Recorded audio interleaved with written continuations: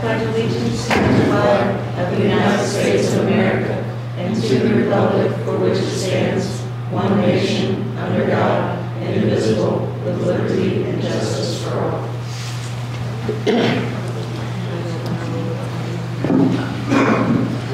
First, let's do roll call. John Estridge? Yep. Bridget Hayes, I'm here. Dan Rottinghouse? Yes. Curtis Ward? We do have a quorum. You just said present. Is anybody else on this Wi-Fi? Are you on? First, we'll go the approval of minutes of the organizational and regular meeting on January 2nd.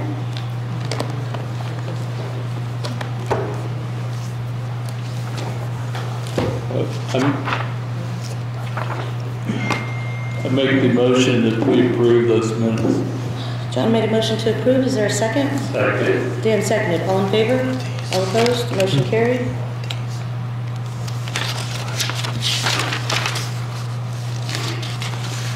Next is approval of claims and payroll. Claims is, hold on. Claims is $260,038.30, and payroll is $41,556.08 with overtime $646.17. Go ahead, Dan. Make a motion that we approve the claims and payroll. Second.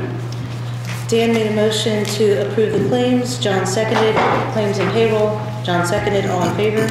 All opposed? Motion carried.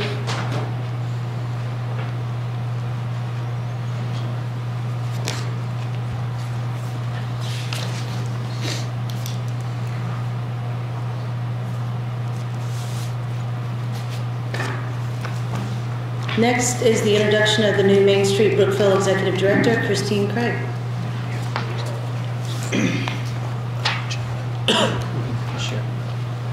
So, good evening. Thank you for having us. I'm Nancy Lane with the Main Street Brookville, and I would like to introduce to everyone the new Executive Director for Main Street, Christine Craig. Hi, Christine. You want to tell us about yourself?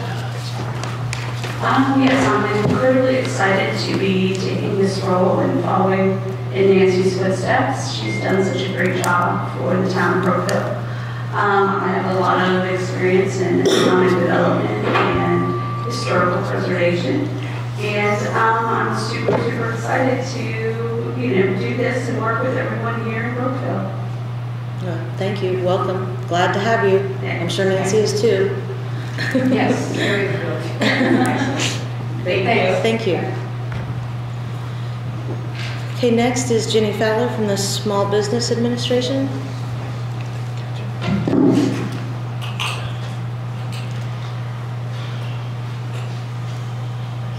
First, I'll hand out my card. And you have my card down.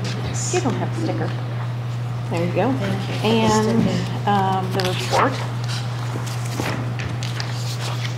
Sticker and card.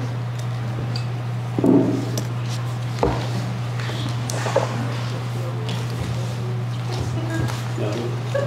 Do you want to get covered? Sure. Thank you.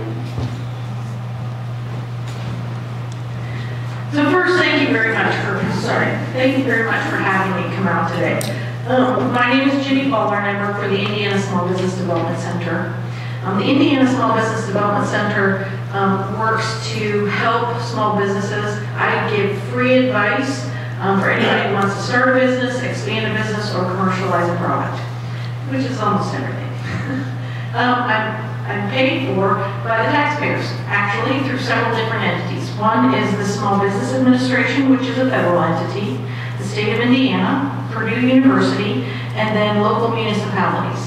The small business centers are some in every state. They have them. They were set up by the Small Business Administration in the 80s. And so what they do is they grant money to the state, which the state needs to match at least. And then the understanding is it would be a cooperative agreement for all stakeholders. So that would be the local municipalities that are getting the free service, the state, and an institution of higher learning. And for our region, our host, our institution of higher learning, is Purdue University. And so technically, I work for Purdue. So why am I here today? Well, I have been working in this role for about 10 years. And I have been meeting clients from Franklin County, Brookville, for that long. This past year, in show good faith, I said, well, you know what, I will come up and meet clients up here. And Nancy Payne was super nice.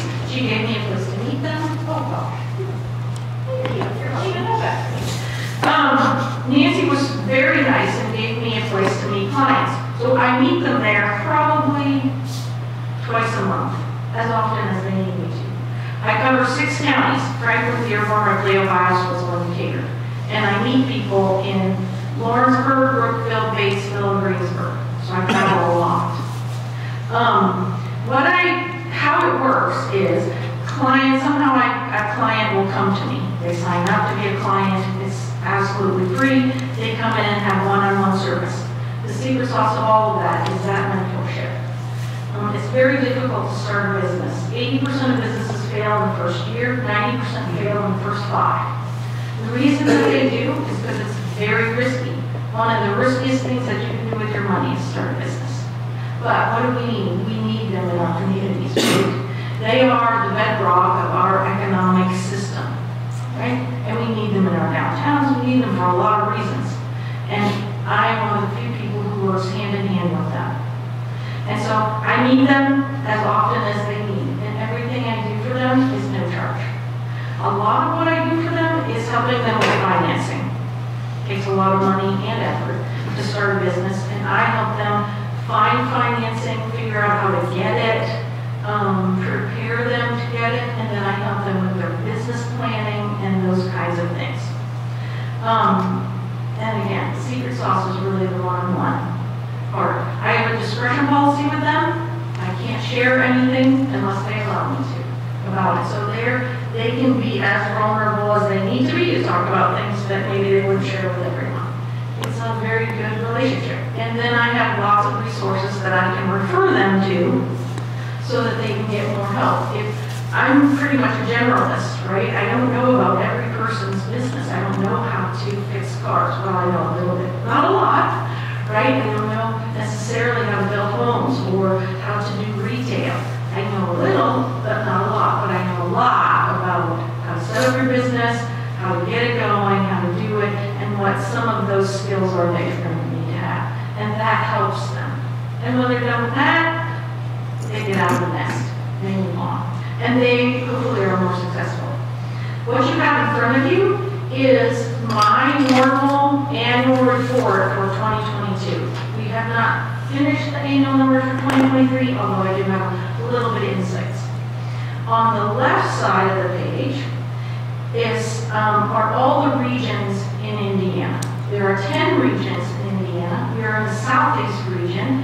There are 14 counties in the Southeast region. It is the largest, and I cover 6 of them.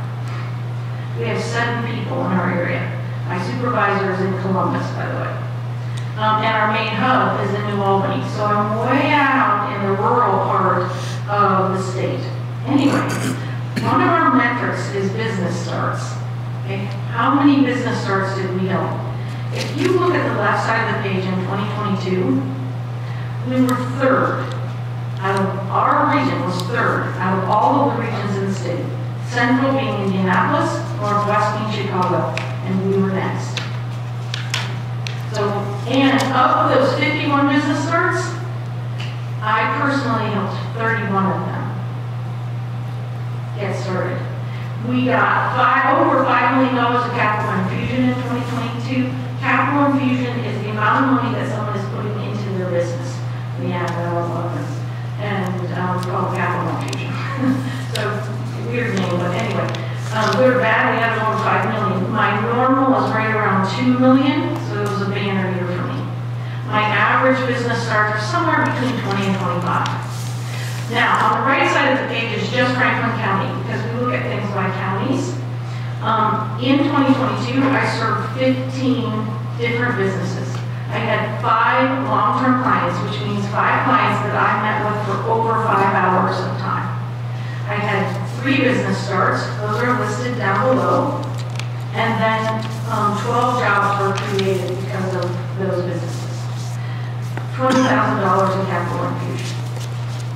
So this was my, maybe my metric sheet for Franklin County in 2022. In 2023, just to give you a little bit of insight, because we just finished it and we're calculating all the numbers. In 2023, the number 1 metric that we look at is business starts. In Franklin County in 2023, I also had 3. And I had a banner year in 2023. I had 36 business starts in my 6 counties. So we are working hard for the people in Franklin County as well as other places. And I also want to give a shout out to Nancy. Nancy and the Main Street Group have been phenomenal this year working with them. So, another thing that we do, we are under an arm underneath Indiana Economic Development Corp, and I do not have a 2023 yearbook, but this is the 2022 yearbook. And if you would like to see it, you're welcome to have it. If you don't have it, you have it. I don't know. The reason I'm giving it to you is because in Franklin County, in 2022, one of my clients It's of the business starts. got Rural Entrepreneur of the Year in Indiana. So, yeah, it's in that book. But that said, that book, they just started it in 2022. They have a new one for 2023, but I haven't gotten it, received it. We also do other things to help people. We have this guide to starting new businesses. This is a new thing that we have that we can give to people so that they can go self-taught through all these different parts of starting a new business. That said, normally I do that. I hold their hand through all of that. If they don't want me to help them, this is a way that they can be helped. We also have workshops online as well as we give workshops. Bridget reached out to me recently and asked me if I could do more help than what, give more support than what I have been giving. And historically, Franklin County hasn't been a supporter of ISBC. Normally, if you're not a supporter, then we wouldn't meet clients here. But I did this past year. I started meeting clients up here so they wouldn't have to come to Lawrenceburg. That said, Bridget asked me to come here because she asked me to be involved in an incubator type project that she'd like to get started. And that is something that we have a lot of resources that can help with. But without being supporters, financial supporters of us, it's very difficult for me to justify bringing resources up here. Really, it's difficult for my boss to justify bringing resources up here if you're not a financial supporter. So today, and this is what I do, I go around and do this in all of my counties. Today, I would like you to consider being a financial supporter of the ISBC. That would mean that we could easily bring the resources here that we need to in order to support what you want to do. Most people support between $5,000 and $10,000. That's the level that they support at. So I appreciate you listening to me about all of that, understanding what the ISBC is and how we do our work. We have a lot of different things that we have going on. We do pitch competitions, we help with venture capital, we have, we know we're different, that lender negotiations, our lender opportunities are for people. We look through, we comb through things for grants. The only thing that we don't do is we don't work with nonprofits. And that is a stipulation by the state of Indiana, because nonprofits don't pay taxes. And so consequently, we are a taxpayer-funded organization. So we go and help people who pay taxes. So that is about the Indiana Small Business Development Center. I hope that I have answered some questions. If you have more questions, please ask me whatever it is they want. And if I can answer, I will.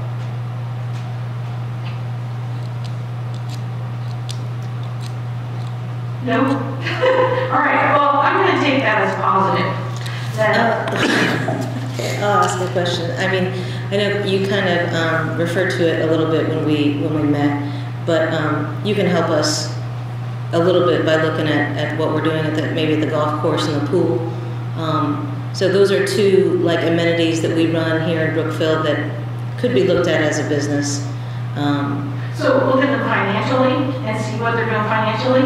Well, maybe just maybe give us some suggestions on maybe how to improve those financials. Sure, I can take a look at them. Yeah.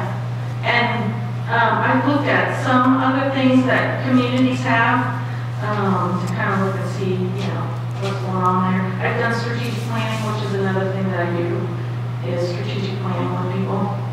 So that's a little bit more involved. It's mostly with businesses, but I've done that with some municipalities. So the other thing that Ginny and I talked about was setting up in Brookville 3 dates for what I call mini boot camp.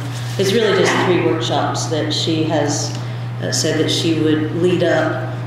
But again, for the financial support, that would be meeting on the February 28th, and that would be something like taking an idea and how to figure out how to make money at it, and then the following Wednesday would be how to turn your side hustle into a main hustle, and then the following Wednesday would be just like a business roundtable with business Q&A with her boss, and maybe a local accountant. Brad Tebby has committed to that as long as the council agrees this is where we should go, and an attorney also. So, but this is all.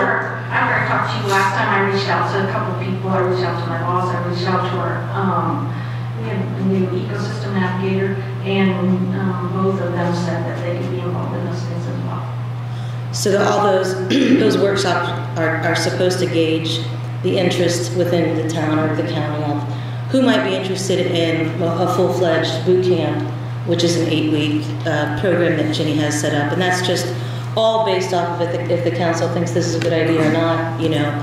Just trying to lay the groundwork to get things rolling. But this is really the first time the council has had time to ask questions or think about this. So yeah. I do have, maybe you can't answer that, the financial expectation of the donor. What is there a magic number, or is there? No, we don't have any stipulations on donors and supporters. We just, like I said, most people give between $5,000 and $10,000. If you want to know who the other ones are, I can tell you. No, and it's all pretty much public knowledge, but it comes through different sources too. Sometimes it comes through a bunch of different sources. Sometimes it's cities, sometimes it's redevelopment, sometimes it's economic development, and sometimes it's county, sometimes it's both. So it could be a combination of things. Is there an agreement of some sort that they would want to consider that? There's not really an agreement. We don't necessarily have an agreement, and I don't think that the state would allow us to have an agreement. I guess what I'm asking is how do the municipalities, because the state requires municipalities to have agreements when they give money to someone. So how does that usually work if a municipality wants to support your organization? Is there a document they approve and sign? Not that I know of, no. Most of the time how it happens, and everywhere outside of my 6 counties, it's a line item on their budget. And what we do is we just invoice it every year. My 6 counties, for whatever reason, they ask me to come in and give a report. So I come in and give a report every year about what I've done and what that looks like. We try and support them as much as possible in things that, my main job is meeting clients, truly. Anything above and beyond that is really kind of that, above and beyond. And so I just really have to meet clients. But I do a lot of other things for people. They ask me a lot of questions because I'm one of the few people that works face-to-face with them every day, with business people every day. And it helps with economic development to have someone who knows kind of what the small businesses are going through. And so I get pulled into a lot of things. That said, again, it usually is a line item on people's budgets. In Franklin County, I don't think it's ever been a line item. I've asked different organizations over the last 5 years, and nobody really really says much except for Bridget. So if it's not on the budget, then how do we, I mean, we have to have something. So do you give us an invoice then? Yes, Okay. we would give you an invoice. I'm sorry. Yeah. Okay. We would, once it's approved, then we would send you an invoice to whoever the contact person is. So this, and part of your pitch would be also to help Franklin County High School? Sure. So So, it's just- I've helped Franklin County High School before. That was been a while ago when I first started. But yes, it's specifically around what we talked about before, the business class and that kind of thing. The program that is set up for high schools that they're Yes. doing an older. The DICE program. Thank you, the DICE program. The teacher here at Franklin County said that he might be interested in starting that at the Franklin County High School in the fall. And so Yes. part of that is, a whole curriculum that this DICE program has, that Ripley County Foundation is kind of sponsoring. So Shelley Lunsford and the Franklin County Foundation has partnered with them to try to see if she can pull that same program into Franklin County. And then we've got Derek Stang at the high school that's going to hopefully start this DICE program, and it's a pitch competition for high schoolers. Yes, and they're kind of planning it now. I learned a little more. They're kind of planning it as a preparatory pitch competition to get ready for Innovate Then, which is the state level competition. And so, yes, what I normally do is the teacher reaches out to me and asks me to come in to teach on specific subjects relative to the pitch competition. And then also I have mentored a lot of high school students through and their teams through the pitch competition. And then with the DICE challenge, which just started here this past fall, I was a judge at Ripperger for the pitch competition. I think that Ginny can add a lot to what I think we want to do, which is put businesses on Main Street and kind of instill this entrepreneurship in our young people to, get them excited to just start businesses as well. So, I mean, I just think it's a great idea. Thank you, I do too. Pipeline development. Thank you for considering me and allowing me to come up and tell you about what it is that I do. I appreciate your time. I hope that you will consider funding us or becoming a supporter. I think we would be a good partnership and work together to expand like pipeline development like Bridget's talking about, and making sure that we have a good pipeline of entrepreneurs that are coming in and starting new businesses. So this is a little different than economic development. Economic development usually goes out and tries to recruit existing businesses into the area. What I do is I grow up people from the area, and I help them grow from being a person who maybe might be a Brookvillian or somebody from Franklin County. They want to start a business here and expand it and grow. That's what I do. Economic development is a little bit different than that. They kind of go at the end. They're looking for somebody out there to get and bring into the area. So, yes, I think it would be a great idea to be intentional about how you take small businesses and grow them through the process so you're always having small businesses here. I feel strongly about that. But anyway, thank you again. If there's anything else, any questions you have, please feel free to reach out to me, and we'll be in touch. Do you want us to, I support the program that you have. Do you want to make any kind of motion or I make a motion, you have the program that you want to have. keep and continue with the workshops? Yes. And okay. Any financial support at this time? I think we should talk about that at budget time. So I'm not sure that we can do the workshops. That's going to be up to Ginny without any promise of financial support. Yes, I have to be honest. So I talked to my supervisor and told him the things that you were talking about. And he said, if they will become supporters, we will make sure that we resource your events. If you're not, I can't promise anything on that. I'm not at liberty to do that. So that's kind of where we stand.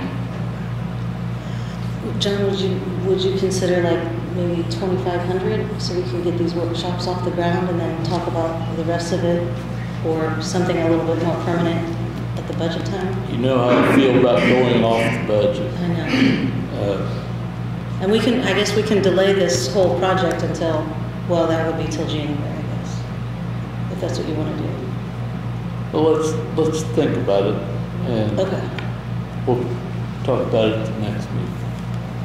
Okay, so I think that we're gonna have to come up with different dates, because I don't think that Jenny can turn that quickly, because our next meeting isn't until the 5th of February. Okay. So, I'll call it, You and I will be in touch with that. we'll table we'll just have to reschedule the dates. Yeah, and if you have questions and things that you really want to talk about, as you think about it, I recognize you're kind of on the spot today, but as you think about it and going forward, if you have questions, please reach out to me. I'm pretty responsive right now. Thank you.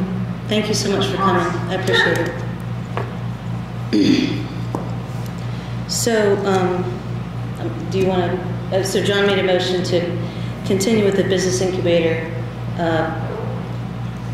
and we'll talk about the financing at budget time to maybe get approval for next year. I guess is that the motion? Motion.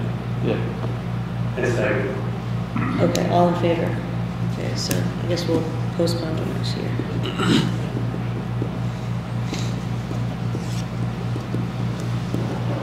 Next is the Franklin County Humane Society street collection. So I have a request from Franklin County Humane Society to do a street collection on Saturday, September 14th, with a rain date of Saturday, September 21st. We usually allow one street collection per month. Is there a motion to approve? Yeah, make a motion to approve. Dan made a motion to approve I'll the second. 14 September date for the Franklin County Humane Society. John seconded. All in favor? All opposed? Motion carried. Next is the 9th annual Benjamin Oglesby Car Truck and Bike Show. So this is from Andy and Janelle Oglesby for requesting August 11th all day in the town park. With the rain date of August 18th, I forgot to. Okay. Oh, I'm sorry. It's written really big on the same paper. Rain date is August 18th, and they'll have plan to do the same as last year with food trucks and show setup. Is there a motion to approve? I make a motion to approve. Is there a second? Second. John made a motion to approve. Dan seconded. All in favor? All opposed? Motion carried.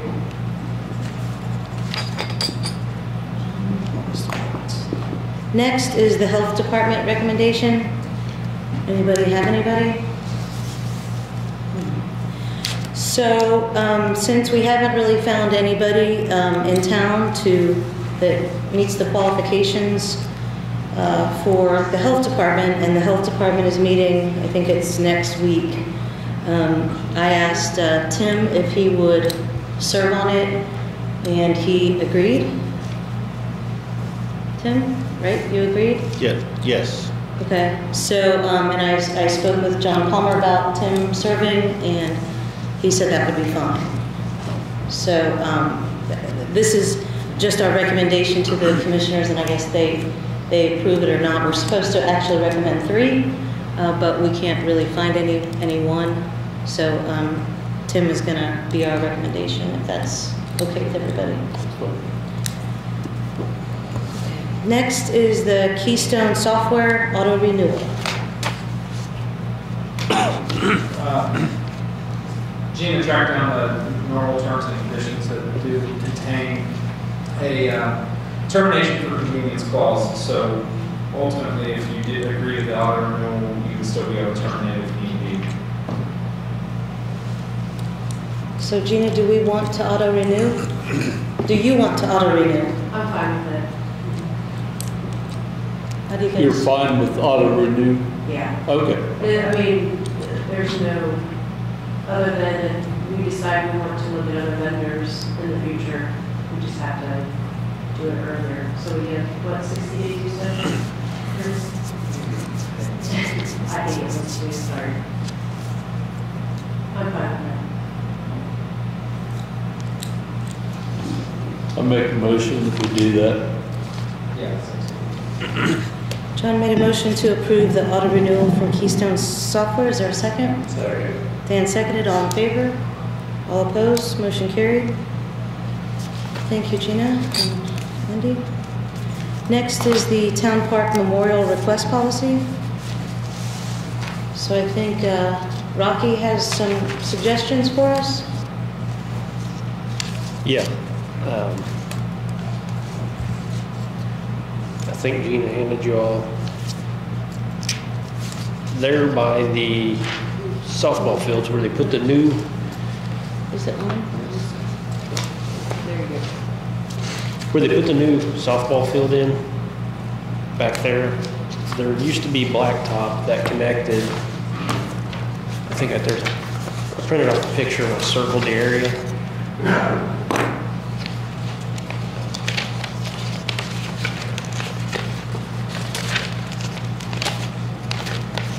It used to be blacktop that connected from the shelter to the walk trail, and when they was putting in the new field, it got damaged, so it had to be tore out, and it's just grindings in there now.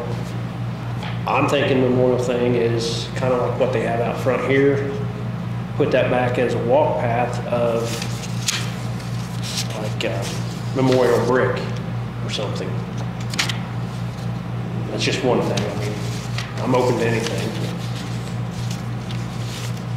That's a good idea. Thanks, Rocky. Is that what you were thinking, John? Yeah.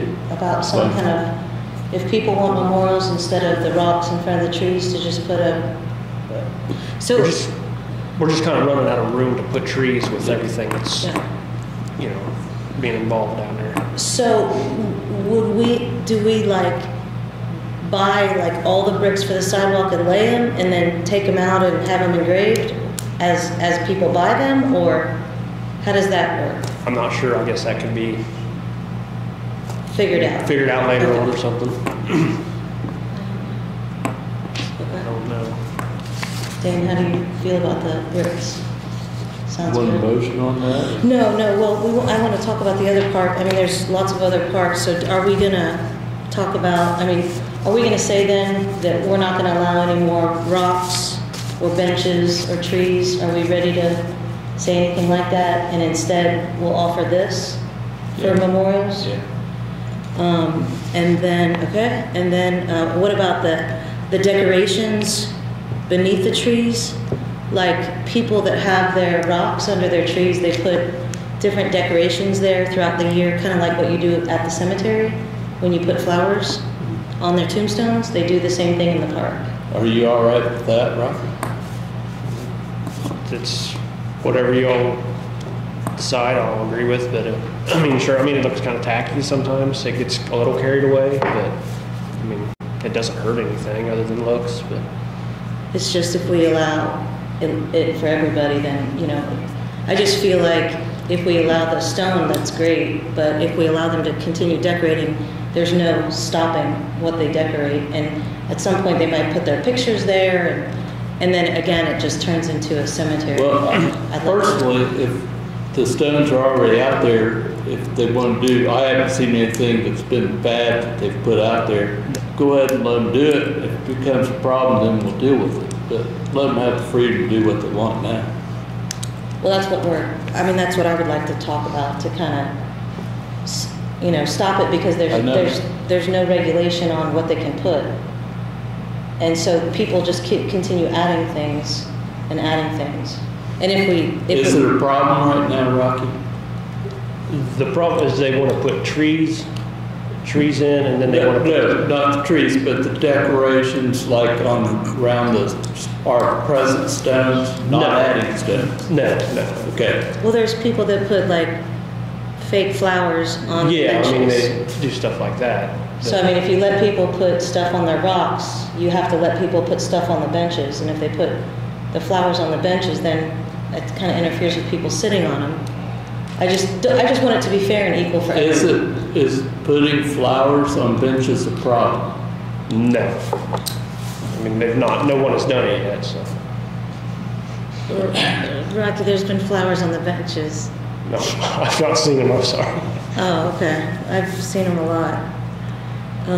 Okay, I just want it to be fair for everybody. So, my only question would be, you know, like benches, those are town, right? The bigger benches. no, those were those purchased by the families, or how did that work? They were purchased, yes, in memory of, so I don't know how, see, Brent handled all that beforehand.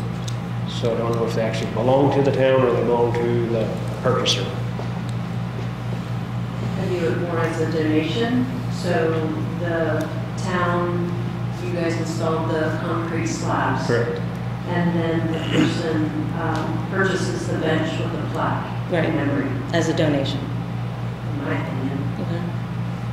I guess those would be the town owned then at this point. So, I feel since we don't have a problem, not do it then. If it ain't broke, don't fix it. I think we do have a problem. Well, Because we'll it's- take a vote on it. Well, if we have to all agree though, John, that's the problem. Well- There's only 3 of us I here. guess policy stays the same on that part. I'm okay with the bricks and not having any more stones and trees. I'm fine with that. Okay, so we're not doing any more trees then?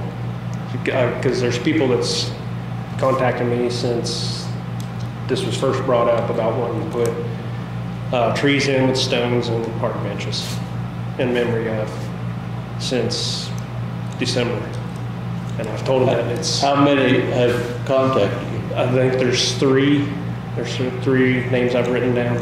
I don't have them with me, but I have down at the garage. What have you told them when they called in? That we're in discussion on where this is going to Okay. lead to, so as soon as I'm I all find right out with that, I that. would let them know. I don't want to limit our ability because, you know, the winter wonderland thing has turned into pretty big success.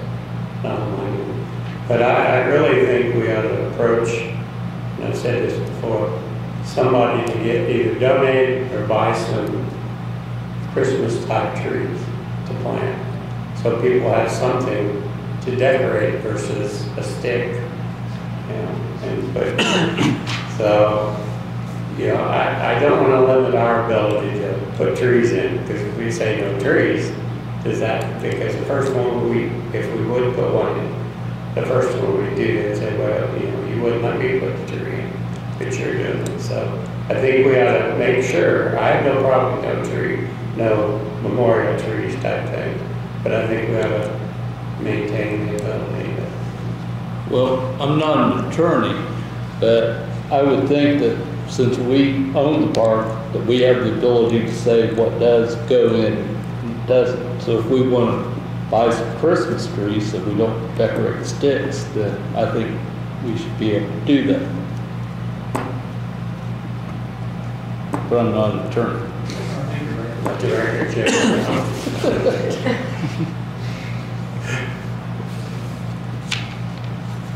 Couple other shows. Okay, so would you like to make a motion?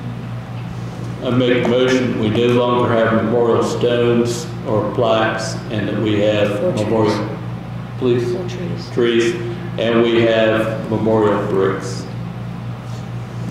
Second. John made a motion to no longer allow memorial stones, plaques, or trees in the park, and Dan has seconded. All in favor? All opposed? Motion carried. So decorations are good to go. Everybody can decorate as much as they want with the stones and the trees that are currently in the park. No restrictions. What about benches? Did you have benches on there? Or were you guys out on the benches? Oh, sorry. He said no stones, plaques, or trees. Do we have room for more benches? Do we want more benches? I think we've got plenty the way it is. Okay. There's actually like 3 of them because they wanted them in a certain area and they're pretty much right there together. So we're okay on benches, you don't want any more? Then I want to amend my motion to add benches to what we don't allow. John's amended motion is to restrict stones, plaques, trees, and benches in the park. Is there a second? I don't like the decorations, but he's not willing to do that, So we can bring up the decorations when we have a full council if you'd like, at a later date. But So you second the motion, all in favor? Okay, so no stones, plaques, trees, or benches. And Rocky, if you can look into how we figure this out, and then we'll put that out to the public and go from there. Yes, Thank you. thank you. Okay, next is the Salt Dome property fence quotes. So at our last meeting, there was a question on whether the galvanized chain link versus the first, there's a quote from Oler Fence for $5,500, and there's one from K&K Fence Company for $7,680 for galvanized and $8,180 for black vinyl chain link fence. I'm not sure what the question was last week. It was something about chain link. if we were doing apples to apples and oranges like that, I believe he was asking where they had fabric, what he's wanting to know the fabric was. Well, I feel Yeah, like pretty it was the chain link on this Oler one. Is it galvanized or is it black vinyl? I think, wasn't that the? yeah. Something like that. Oilers is galvanized, Is galvanized. yes. I'm sorry. And then the second thing that was brought up was fabric. So I think somebody thought it was a fabric fence. Yeah, no, what it is when I emailed him, he said, I asked him what that was, and he said that is what they call the gauge of the link of the chain material. So it's like the coating, I'm assuming, on the fence, like the galvanized coating itself. It's just what they call a fabric, to where K&K, they call it a mesh, and Oilers call it a fabric.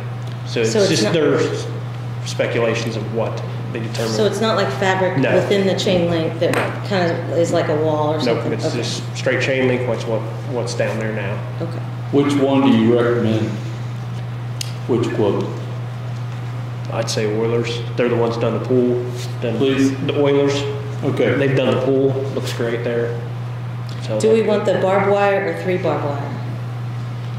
Wait, without barbed wire or with 3 barbed wire things? I don't remember what's down there now.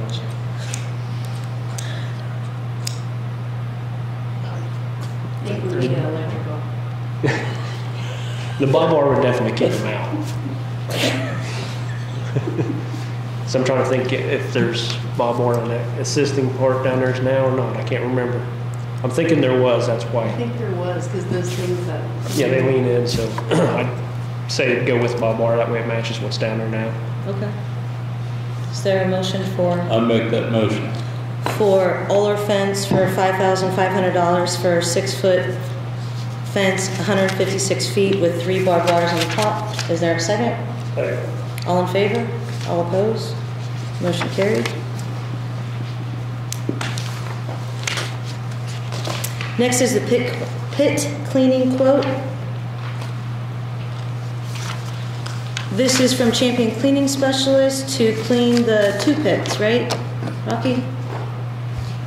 For $4,990, and then it's a 79 per gallon disposal. I think the 79, you said it was 79 gallon disposal? 79 cents per gallon. I think that was if it was over a certain amount. I'm sorry, so the $4,990 is for 2,000 gallons.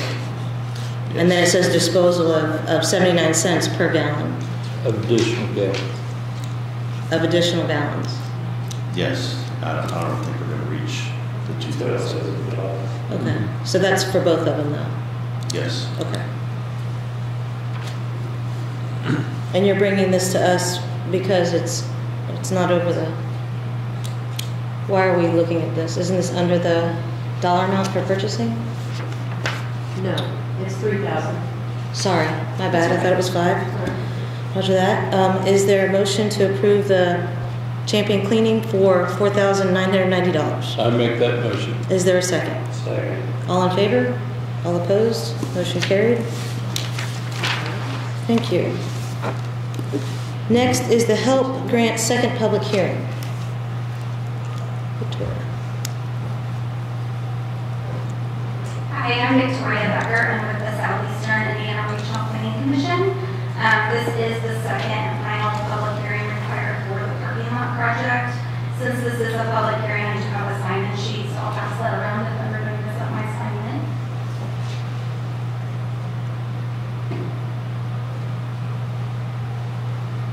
And I will read the required language, and if there are any questions or comments afterwards, I can take those. On or about January 19th, 2024, the town of Brookville intends to apply to the Indiana Office of Community and Rural Affairs for a grant from the State Community Development Block Grant Program. This is through the Hoosier Enduring Legacy Program, otherwise known as HELP, that was awarded to Franklin County. This program is funded by Title I of the Housing and Community Development Act of 1974 as amended.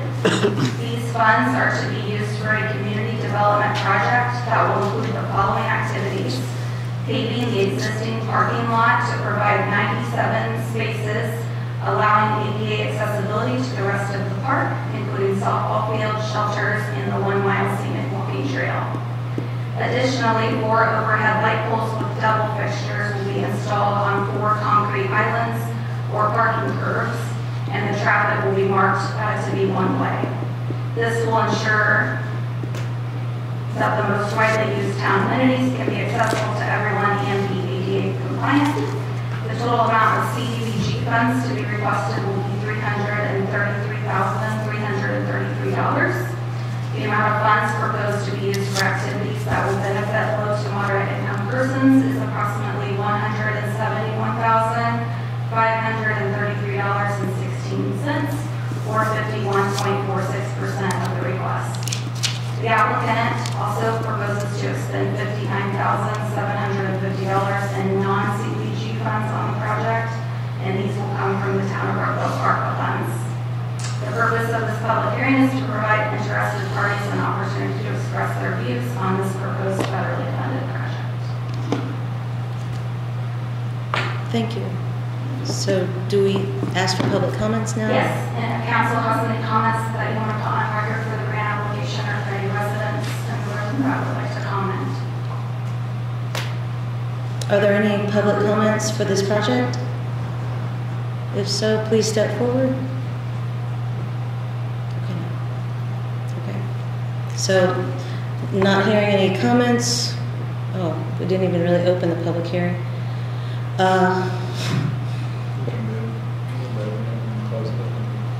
You can move over that and then close it again. Okay. Can someone please move to open and close the hearing because we don't have any public comments? I move to open and close the hearing. Is there a second? All in favor to open and close the hearing with no public comments? Motion passed. So that's it? We're all good? Do you have the resolutions on the agenda separate, or do you do this now? Yeah, go ahead. Yeah, they're on here. Second order.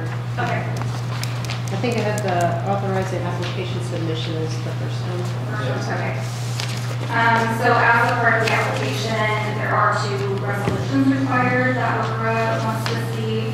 The first one is just authorizing submission of the grant application, and the second one is committing your $59,750 towards the project. And are these, this resolution, these 2 resolutions, I guess? Yes. Is this normal practice for OCRA grants to do resolutions to submit the application and commit the money? Yes. So typically you would only have 1 resolution, but since you are committing ARPA funds as part of your match, they require a separate resolution. It seems kind of silly because the first one states it, but they do want a separate one to go along with it. Thank you for acknowledging that. Is there a motion to approve, these are these? You want to do both at the same time or? One at a time. So the first resolution is resolution number 2024-1, resolution authorizing application submission. I make a motion we approve that resolution. Is there a second? Second. All in favor? All opposed? Motion carried.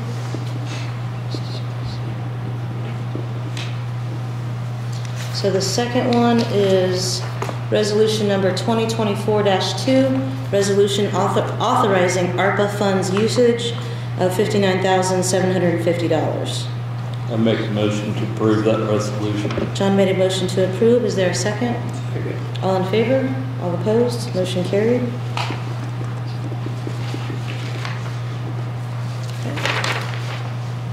Thank you. Good. Thank you so much for coming in the cold weather. Next is the Randolph Park playground equipment.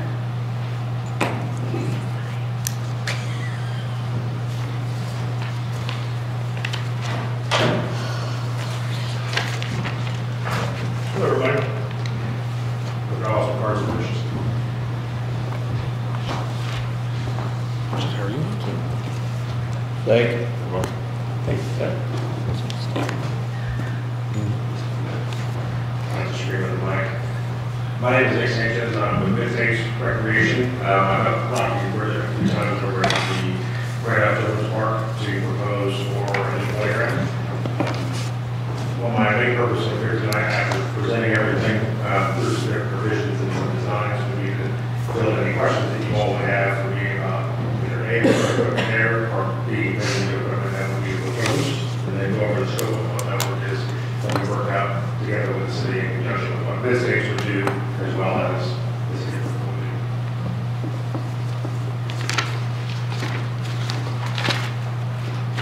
So I don't know if you all have the proposals. So we have, One of those gave the short versions. Yeah. Pictures and then the schematic and then the Because cost. kind of a lot of color.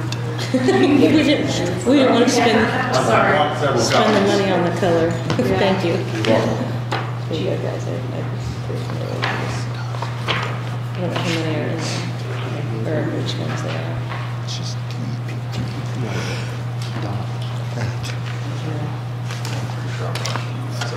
Thank you. You're welcome. A large paper definitely helps out. So I think, when I talked to Rocky, I think we were looking at option 1. I think the idea was to, make the area look like it's, new and improved by switching the swings to another side and having, if you notice in this, in option 1, in the option 1 picture, there's a pretty good rock wall in it, and I think we added that. And then there's also seesaw, or what do you call that? Teeter-totter. The 2C version of it. The 2, yeah, on the right-hand side that we added. And I think, I thought we added a couple benches. We did, there should be within the rendering, I gave you, they're opposite of each other. Oh, here, yeah. So there's a bench here on this side, and then on this side, and then a little something. And this little play area in the corner is The ball toss, yes. it's a ball toss. You toss a ball in, it comes out a hole. Okay. Are we leaving in the basketball goals? Yes, we're not. Okay. Yeah, those are over here. Okay. This is just, it's really just the place where we currently have the equipment. It's just taking that stuff out and putting this new in is really it. We're not really adding anything else. Yeah. The layout that we discussed previously was to keep the same footprint, possibly reverse some of the items for the safety of you are required to have certain space for these items, create a continuous area with the proper safety surfacing to protect any falls or critical injuries that can happen possibly on the playgrounds. Contain all that with new plastic borders, as well as provide new playground equipment that will meet all current CPSC and ASTM standards that were established in 2021. So that's why there's such a huge area around the swing sets. Okay.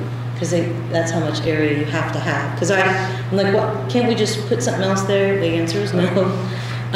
But I think one of the things we talked about is to try to make this area a little bit more unique is to also have something that just, like we talked about a greyhound or maybe a wildcat, that kind of just sits in the park somewhere, maybe here for like kids to just like play on, and then also that be a place where parents can maybe take pictures so they can remember, oh, that's the park with the wildcat in it, or that's the park with the greyhound in it. Something like that to make it a little bit more unique, because all this playground equipment is in every playground. But what does it make this place special? So that's what we talked about. We did, and one thing I have not received back was a couple different options presenting this evening from our specific customer. I took the design we got, which was a Greyhound copy, and tried to make a music item that was within that shape, as well as a bigger side panel on an ADA wheelchair accessible resource we added at any given time as an extension of this current space, either add on later on, or we hold off and we can definitely add to the current design and then revise the scope of work. I expect to receive that kind of confirmation back from them going on holidays and whatnot.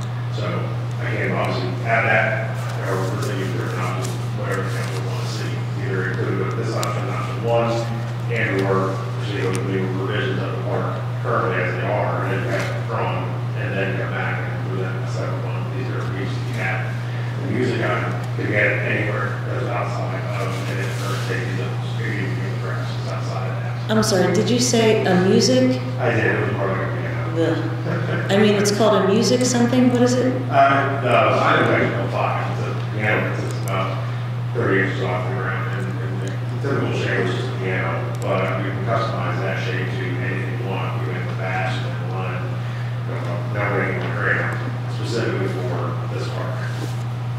As an independent concept, like I said, I apologize for waiting. It's okay. I think, I don't know how Rocky felt about music, something with music. How did you feel about something with music or sound? Rocky, How loud is it? Exactly. Because this isn't a residential. This isn't a residential. It's not a school bell, type of loud, it's more of a wood chime, sound that you would have.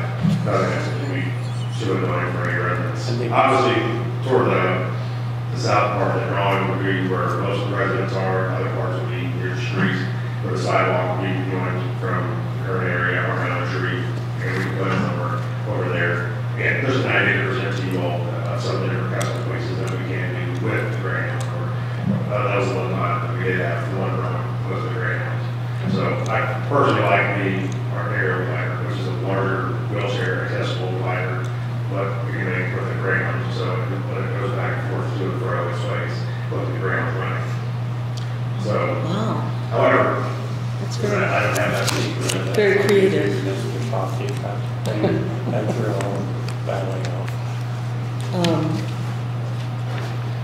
But based on that part, I think one thing in the rendering you didn't see what is on the 2-dimensional drawing is the sidewalk. We discussed that before prior to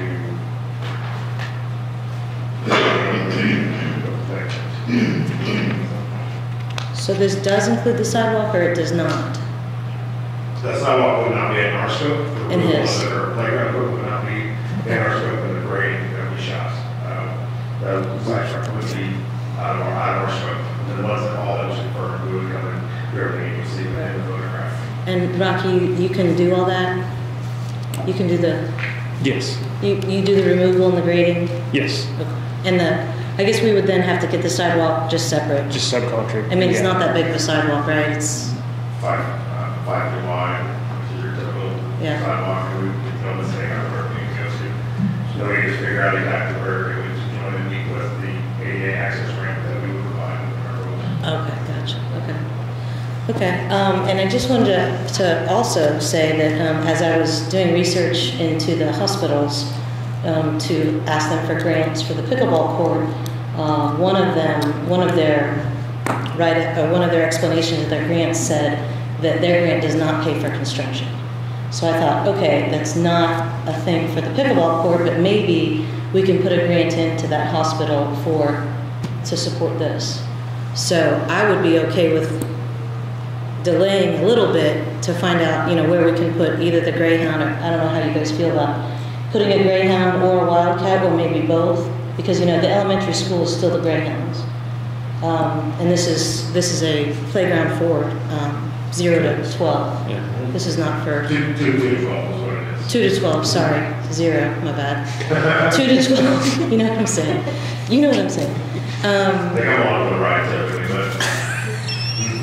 So I don't know how you guys felt about either one or the other, but I would personally just like it to be one complete package, and that way if he takes a little time to go research that, and then we can look further into getting the grants from the hospitals, because I think they footed the bill for something in the county, I think. That's There was fine with one. me. To do that, that would be We're what not in a hurry. No, well, I think that we have to spend the ARPA money by 2026, is that right? Victoria? I'm pretty sure it's, so we have a second. I just want to keep the cost down as much as possible, because the pickleball court is not funded at all. So. Then we'll definitely go back and forth and discuss possibly some different items that we could create and make a grant. Looking at the snow statue, and we've reached out as well, that would be an option, knowing that A, we could go ahead and climber. I know with you having a photo piece and having like a statue in the area, if everyone's climbing, then it could possibly be a liability issue, knowing that it's going to be somewhere outside of the safety surfacing area.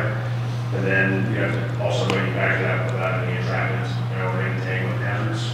So with that would be a little more of an issue to go with that specific statute. However, the spring rider that we have, or small climbing apparatus designed for that 205 acre, let alone the bigger, lighter, like I said, it was ADA compliant for kids of mobility devices and whatnot. We can connect to it. So we can figure out what that looks like as well. So there's some different options and figure out where they can go within the area. The one thing that we did do was upgrade our mulch instead of the engineered wood fiber within the price that we have, due to the fact that you wouldn't have to replace or replenish it as often, even though it is a loose fill surface. And we can't put anything in the grassy area, because that's outside of the, what do you call it? You can never put something inside of that area. The rule of thumb is if it does not have any safety surface underneath it, you want to make sure it doesn't have any critical fallout. Something that is going and climbing or anything of that nature. Okay. So for example, right now, the current part, the surfacing that is around there, sand, is pretty spotty. It doesn't really meet any of the safety guidelines that are without. But within there, so there could be possibly some issues if there was a too fall for there. We want to make sure that the new equipment, we don't do that. Even with something that would be not as deemed a playground piece, typically something you can engage with from the ground. Maybe an activity panel, we either got desired, but other activities that you can activate from the ground. So, are you guys okay with coming back with the Greyhound? You want to do Greyhound, or you want to do Wildcat, or? Look at both. It's a big like or something smaller, so you can do other than the area. We have plenty of space. I mean, okay, like a panel for both, maybe. We do have panels. The panels are very easy to do. Right. That's what you start with. Yeah. That way, you know, if one parent wants one or the other, there's two choices. Sure. We like variety, I guess. Okay. Are you good with that, Dan? Well, I was just looking at this one, you know, the rest, but extending this out and to make it like a full rectangle type thing. We could. It would allow us to put maybe some other, well, this area here. Oh, this is the bigger one. We were looking at the small. Please look this one. Well, okay, I'm looking at it. He's looking. Yeah.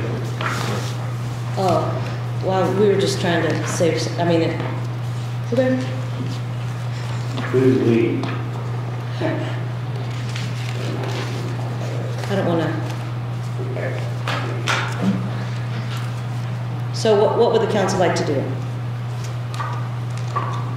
Well, I think we need to get the questions answered that we brought up tonight. And, you know, that's all prepared to And before the council. both he and I are leaning toward option 2 rather than option 1. Is there any idea about the pickleball court, or saving any money for that, or do you want to do away with that? I think I don't necessarily have to do away with it, but I think it's more important to have playground equipment for our children than the pickleball courts. I've talked to people that live around there, and they said it's well used, said the basketball courts are always in use. So I think we ought to help the children. I gotta go back there and visit option two, but we deviated from that a little bit due to the dollar amount we were trying to stay within. So option two is looking to revisit, then they have those more possibilities with, activity panels or custom panels with the greyhounds. Was it wolf? Wildcat. Wildcat, excuse me. The wildcat or the greyhound, we get integrate those panels even into the playgrounds or separate. We get ideas of, they're being standalone pieces or whatnot. With regards to squaring off the area, we do all we can to know. We obviously have about 45 feet from the street side to the tree, give or take, depending on what you measure, and from further south from the fence to the current shelter. Call by shelter is a maximum of 37 feet. We are limited a little bit of what we can do on that side. Yeah, so if we square this off, Dan, we'd have to take out the shelter. You want to take out the shelter? Because this wall right here, like, butts up right to the whatever side that is on the shelter. So we can, it's an option. I'm sure Rocky can take all that up. No, I'm just asking a question. Oh. I was more interested in whose we were. But we did like it. A quick week. So option two, walk out and grab mountains. Thank you for coming. They're not a problem. They don't have me. Appreciate it. So next is advertise for pool managers. So I think Tim, you or Amy mentioned they saw other communities already advertising for pool help, some help. We would maybe like to request to see if we can get some managers in place so they can help and assist with hiring regards to the attendance. So can we go ahead and start with that? I think that's a great idea. Sooner the better. How does the council feel? You need a motion? Probably. I'll make that motion. Second. John made a motion to allow the town to advertise for pool managers. Dan seconded. All in favor? All opposed? Motion carried. Next is the Brookville Redevelopment Commission bond. This was the blanket bond to the Brookville Redevelopment Commission. It just needs approved and signed. It's a $15,000 bond for $265 premium with Ohio Casualty Insurance Company. The term is the 1st of January to the 31st of December 2024. I make a motion to approve it. Is there a second? Second. All in favor? All opposed? Do you want me to sign somewhere?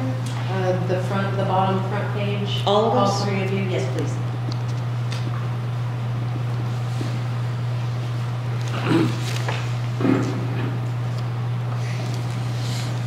Next is the canceled checklist. So we have 4 canceled checks totaling $157.45 from 2021.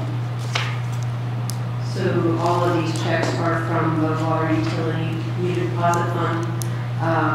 Generally, these are refunds that are sent to the customers once they finalize their accounts. If they're not cashed within a period of 2 years, then I put them back into their water operating account. Is there a motion to approve the cancellation of the 4 checks? I make that motion. Is there a second? Second. All in favor? All opposed? Motion carried. Do you want me to sign this? Yeah, please.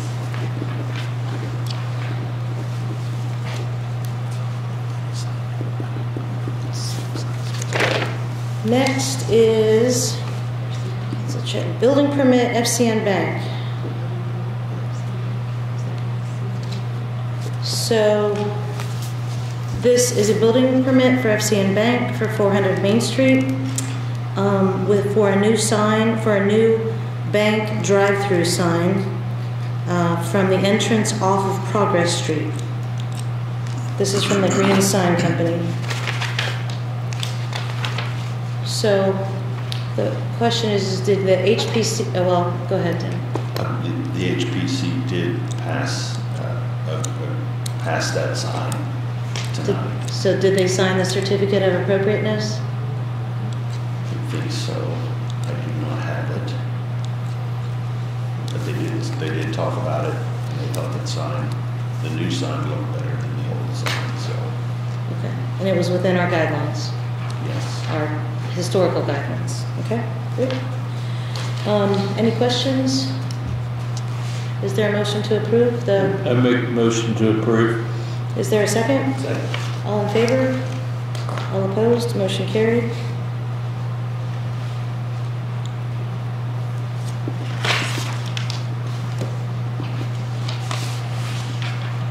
And so this will expire the January 16th, 2025.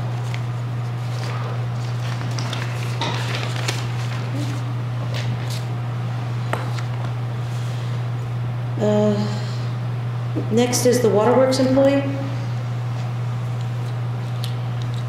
think I emailed everyone information on this subject, kind of keeping it confidential because he wants to give his employer a couple of weeks notice and doesn't want to put out just yet.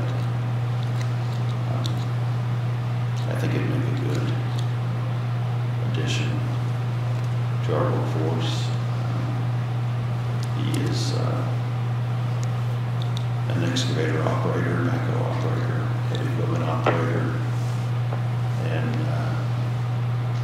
would also be another water operator. So and he's aware of the licensure requirement? Yes, he is. Yes. And he feels pretty confident he'll be able to fulfill that? I don't know how confident he is, but he's going to give it a good shot. Okay, well, we wish him the best. I make a motion to approve the hiring of the employee. Is there a second? All in favor? All opposed? Tim, if he does accept the position and everything works out, can you remind me after that's all occurred, that he passes all the screening, so we can announce him at the meeting, whenever that next meeting is? Thank you.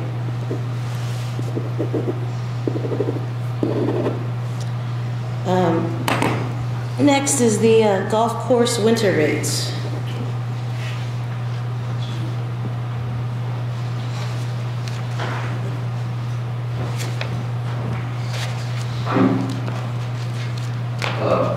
You should have a little one-page packet here.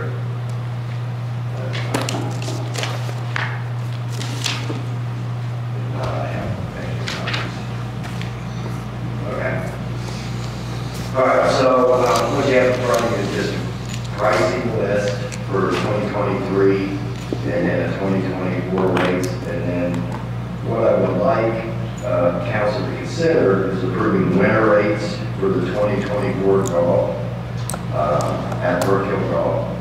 We would like to have like a flat rate, maybe get somebody off their couch and come up when it's only 42 or 43 degrees, and the winter rates are from December 1st, 2023 to February 28th of 2024. So it's like a 3-month period. Whether you play 18 holes with cart or 9 holes with cart, the rate would be $20. And our normal rate would be, regular rate would be $35 for 18 holes. And my senior rate would be $32 for 18 holes. But this is just, the tee boxes were pulled down. There's a lot of equipment that's pulled down that we don't have on the course. We're not cutting the greens and things like that. So the golf course is in winter mode. So, but just being able to, I had a call today, someone asked me when to play today. There's snow. So, which I didn't understand. But if you look down Many of the golf courses remain open through the winter months at discounted rates. Sugar Ridge, $23. Pebble Creek, $28. Aston Oaks, $29. Bell Terrace, $48. That's normally a $100 golf course. It's $48. And Blue Ashes, about an $80 golf course to play 18. And they've got their winter rates at 48.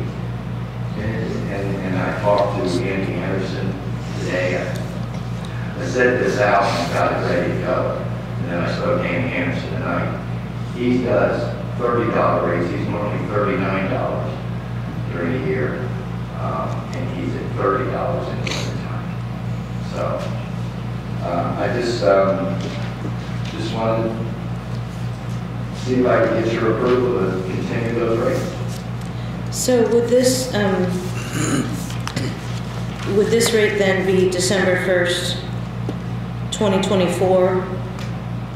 Also $20? So we kind of do the calendar year? Right, because we're already past December, the rate was just, it would be 2025. Like I'm talking at the end of this year? Right, the end of this year. The end of this year, it'd still be, you still want to do the $20 rates for December of this year? Because we're in January. Yeah, December, January, and February, so it's 3 months. No, I'm with you. December's already gone. Right, but December is in 12 months. Well, then we have December at the end of the year, yes. Yeah, so it'd still be $20. I just want to make sure it's... Yes, sorry. It's okay. So basically for the whole month of 2020, or for January, February, and December of 2024, it's $20. $20. Okay, thank you. If you approve. I make that motion. Okay. John made a motion for $20 for winter fee for January, February, and December of 2024. Dan seconded. All in favor? All opposed? So you'll change all this in golf now. Yes. Thank you. Thank you very much. Okay, next is the eclipse. Rocky, Tim, Terry, and I have been meeting on this. Probably ask Gina to come to the next meeting. We're purchasing temporary signs. We decided to make the park one way on the way in and then open both sides on the way out, correct? I'm looking at Rocky. Because I got confused. It's one way in and 2 ways out, right? I was thinking one way out. Well, whichever. We're going to have one way and then 2 ways. We're going to have parking down around the pool. The park area is where we're going to have visitors view the eclipse. We'll have parking down around the pool and anywhere we can fit them in the park. Try to keep them off the grass. The redevelopment is funding the overtime for the firefighters and for the police. And I'm going to see about them buying about 20 walkie-talkies because we'll be spread out over the entire town. I'll need town funding for overtime for Rocky's and Tim's employees, and that'll be it. And for the signs. Hey, John, is it possible to get funding for the secretary for that weekend? Do you need her? I would think having someone on station was very important for people walking in. Just put that in what I asked you to submit so I can take it to redevelopment. That'd be fine. Yep.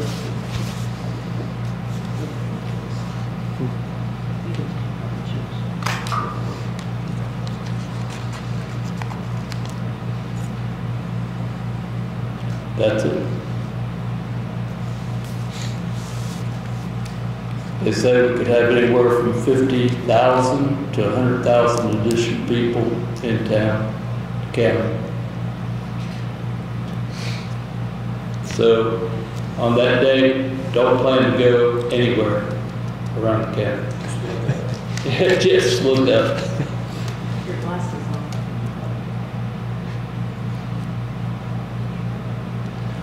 So are you going to come back with a budget of some sort, or Yeah, for us to? yeah, that's why I'm going to have Gina attend the next I meeting. see. Okay. And I went ahead and submitted the grant to the foundation for Duke to turn off the lights, and we have an interview, I think, on the 24th, and then I think we find out like a month later whether that's approved or not. So that was submitted also. Anything else about the eclipse? Anybody have anything else? I do want to talk a little bit about redevelopment. The rules have changed for redevelopment. Redevelopment can now fund first responders on our budget, along with for the eclipse. And Todd talked a little bit, Todd Thacker, the president of redevelopment, talked a little bit about this last night at our meeting.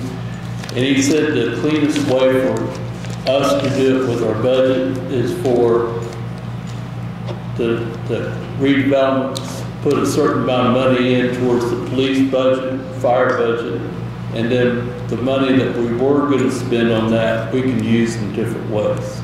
So it frees up some money in our overall budget. And we just got to figure out how much the redevelopment wants to put into the town the next calendar year for our next budget. But I thought that was good news. Thank you. Anything else? Dan? No. Andy? No. Gina? No thanks. I'm sorry. Tim? Just a heads up, Dwight notified me this morning that the bearing is going out of the north brush. It seems like we just replaced it. I don't know what's happening here. And I didn't even have a chance to go down and look at it today, so. But just a heads up. Is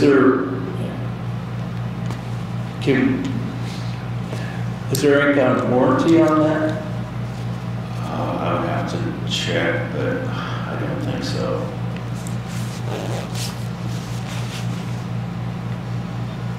It's, well, as you know, it's a costly repair.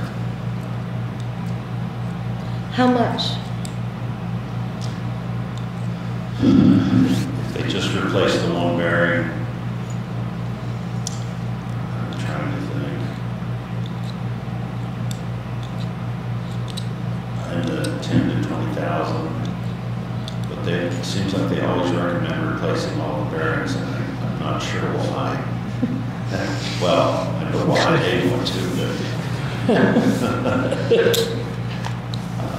it's just, I can't explain it, and they can't either, unfortunately. Is there another company we can talk Yes, maybe deal with another company this time. The problem with some of that is they are one of the closest ones. Some of them are, a lot of them that I found are several hours away, so that adds a lot of cost right there. So they charge for them to leave their garage every time they get there. So I'll see what I can find out. Thanks. Thanks, Tim. One thing that I emailed to you guys is a waiver for ride-alongs for the police department. Did you guys have a chance to look at that? I don't have it. I don't know if I. Yes. I didn't know if you guys wanted to talk about it or think about it for next time, just so that they have it as they develop their new lexical SOP. They need a current waiver for ride-alongs. So, do you want to talk about it or think about it next time, or because we have to approve it in order for them to use it? We can think about it next time if you want. No problem. At least you have it. And Gina, if you can put it on the February 5th agenda. Next is, we got a late minute request for donation. And so, and this training that I'm at, for the newly elected official training in Indianapolis from the AIM, the municipality organization. Anyway, there's a lot of other towns and cities that have developed a donation policy so that, we can just give all the nonprofits in the area and people a little bit more guidance on when we want to receive donation requests, so we're not looking at it throughout the year, and we kind of, we can put a limit on our donations, and maybe we can ask Andy to figure out something, or maybe what other communities do. I just wanted to kind of bring it up at this point because I think it's something that we should kind of maybe establish so that everybody kind of knows the ground rules. I know mainly my experience with you is Rising Sun, and they handle it all at one time. They have anybody that's looking for, anybody in the community, organizations, they do handle it all at one time. They submit an application and present to council. So I think one of the communities, one of the communities said that they have their time frame right before we consider the budget, which would, I think, go along with John's philosophy of just handling it all during budget time. So do you guys have any ideas about donations that you want Andy to include in that? I would rather be the year that it's going to be distributed, because they're all coming in now for donations for this year. Right? Probably. But if we do the budget, it's going to be another year. Yeah. So they'd have to. Until the following, I don't know, is it necessary for the budget if it's a donation? I think what you would be looking at would be to establish a process starting in 2025. I don't think the process is in place yet, so you would have to handle 2024 the way you have.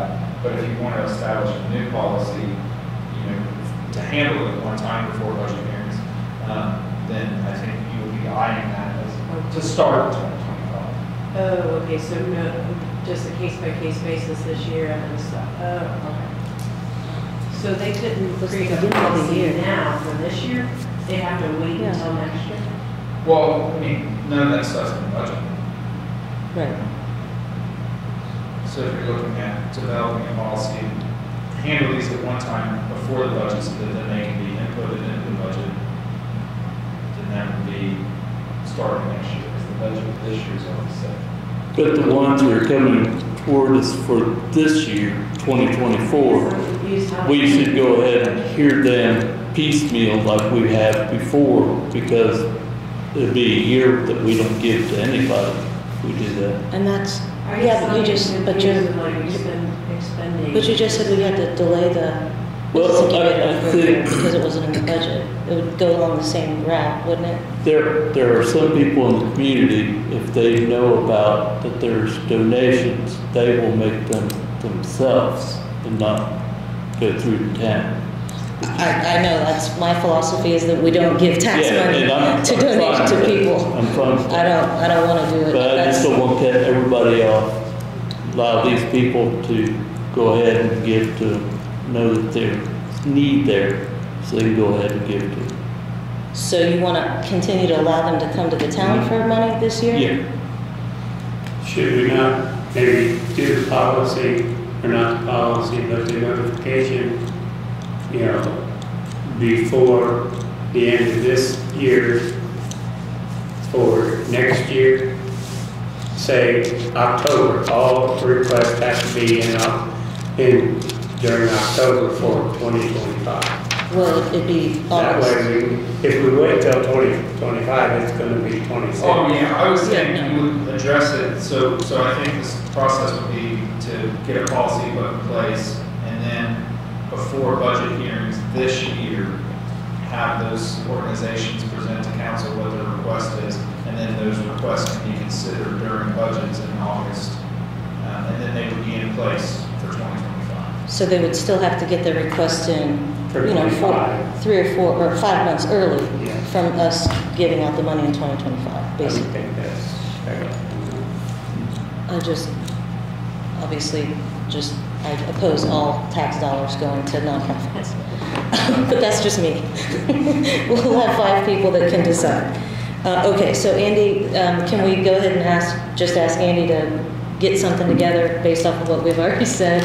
I think that one thing that we should address then is the whole, because a lot of people ask us for free passes to the pool and to the golf course, or free seasonal whatevers. I think we should include that in there, or say that we're not going to do that, or, I mean, I don't know how you guys feel about that, or I think one of the suggestions from Curtis was to say there's a limit, like say, you know, we'll give away 5 or 10 or whatever, and then once that's met, we're not going to give away any more, something like that. Does that sound reasonable, or? Well, I think you're talking sort of apples and oranges here. With the golf course, I think it can be used as a marketing tool rather than just donation. I guess I was just thinking it would be in the same policy. But I think there needs to be 2 different policies. One for the golf course, because I think that's different. It's a business. We got to look at it as that. And then the other one is our donations to not-for-profits. So we hope that the golf course is not a not-for-profit. We hope that it is a for-profit. So the pool with the golf course, right? Yeah. Yeah. So I talked to the State Board of Accounts briefly about that today. They said a promotional ordinance. Is that the same as the donation ordinance, or? You mean for the golf course? Yeah. He said so like anything the town does, if we wanted to have something for our employees, or as long as it's in this promotional ordinance, it would allow expenditures on certain items. And he said maybe those donation requests could be included in our promotional ordinance. Okay. We don't have one of those currently, so I don't know if that's the same or if I'm just has something different. They definitely have a promotional fund.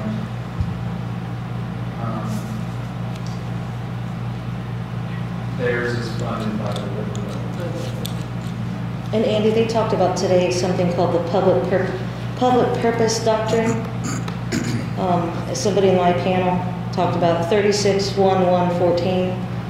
It said something about public purpose. Like, I guess maybe these donations, what public purpose do they serve? And then the next question would be, what fund do we take all this out of? And then they talked about a constitutional discrimination, like if we give to a nonprofit that somehow discriminates against a certain class, then are we liable or something, or does that impact us at all? Because we don't look into any nonprofit that asks anything, so I didn't know. They just mentioned it during the panel today. Yeah.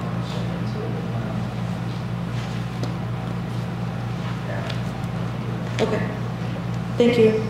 And last but not least, I think we need to schedule an executive session in the next few weeks for employee performance. We talked about. Okay. Are you guys free anytime next week? Yeah. Like maybe Thursday night, 25th?